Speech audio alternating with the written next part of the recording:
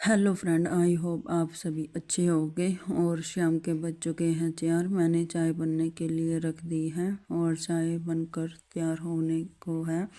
मेरी चाय बनकर हो चुकी है तैयार। इसके बाद मैं लड्डू गोपाल को भोग लगवाऊंगी। जैसा कि आप इस वीडियो में देख रहे हो कि मैं लड्डू गोपाल को भोग लगवा रही हूँ।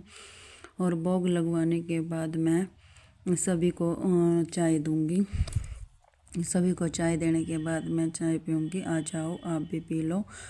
और इसके बाद मैं खीर के लिए दूध गर्म करने के लिए रख दूँगी। और मैं साथ के साथ ही बर्तन क्लीन कर रही थी।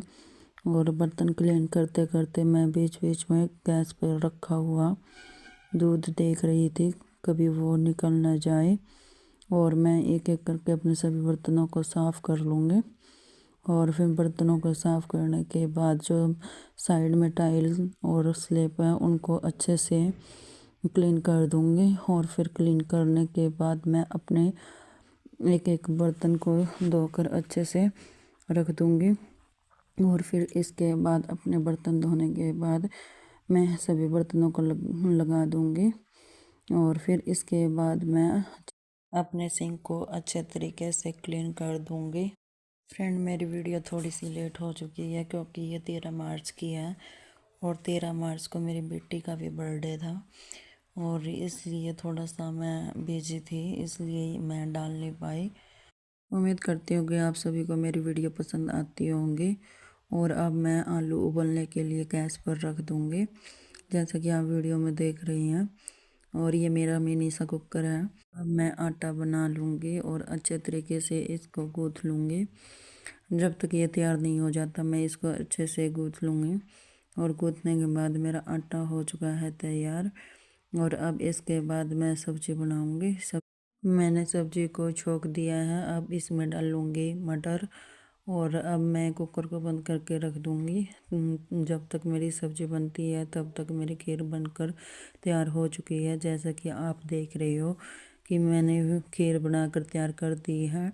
और आप इसको देखो कैसे कितनी अच्छी तरीके से पकी है।